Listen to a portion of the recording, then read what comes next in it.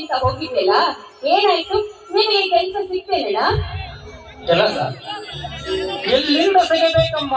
ಕೆಲಸ ಕೈ ತುಂಬ ಹಣ ನೀಡಿದವರಿಗೆ ಸಿಗುವುದು ತಂಗಿ. ಇಂದಿನ ಸಮಾಜದಲ್ಲಿ ಕೆಲಸ ಅರ್ಹತೆ ಇದ್ದವರಿಗೆ ನೌಕರಿ ನೀಡುವೆಂಬ ಹೇಳಿಕೆಗಳನ್ನು ಕೊಟ್ಟು ಒಳಗೊಳಗೆ ಆಸಕ್ತಿಯ ಹೇಳಿದ ಹುಡುಗರಿಗೆ ಕೊಡುತ್ತಾರೆ ಕೆಲಸ. ಕಷ್ಟಪಟ್ಟು ಓದಿದ ಅದೆಷ್ಟೋ ಯುವಕರು ಕೆಲಸ ಸಿಗದೆ ಭೀತಿಯಲ್ಲಿ ಹುಚ್ಚರಾಗಿ ಅಳಿತಿದ್ದಾರೆ. ಹೀಗಿರುವಾಗ ನಮ್ಮಂತ ಬಡವರಿಗೆ ಎಲ್ಲಿಂದ ಸಿಗಬೇಕಮ್ಮ ಕೆಲಸ?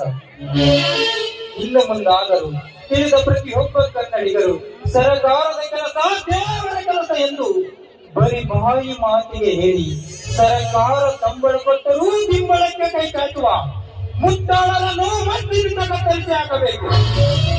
ಅಂದಾಗ ಮಾತ್ರ ನಿಲ್ಲುತ್ತದೆ ಲಂಚದ ಹಾವಳಿ. ನಿಜ ಪ್ರಕಾಶ, ಕನ್ನಡಿಗರಾದ ನಾವು ಅನ್ಯಾಯ ಆಕ್ರಮಕ್ಕೆ ಆಸ್ಪದ ನೀಡಬಾರದು.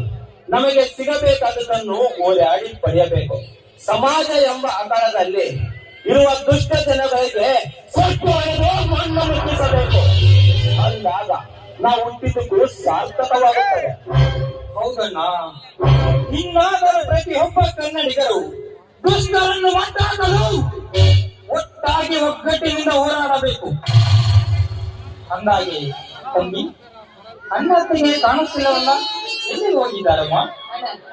ಇದು ಶನಿವಾರ ಅಲ್ವೇನೆ, ಅದಕ್ಕೆ ಆಂಜನೇಯ ಸ್ವಾಮಿ ದೇವಸ್ಥಾನಕ್ಕೆ ಹೋಗಿದ್ದಾರೆ.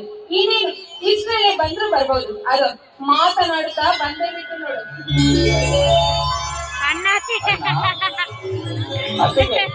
ಆಶೀರ್ವಾದ ಮಾಡಿ. ಅಣ್ಣ ಅತ್ತಿಗೆ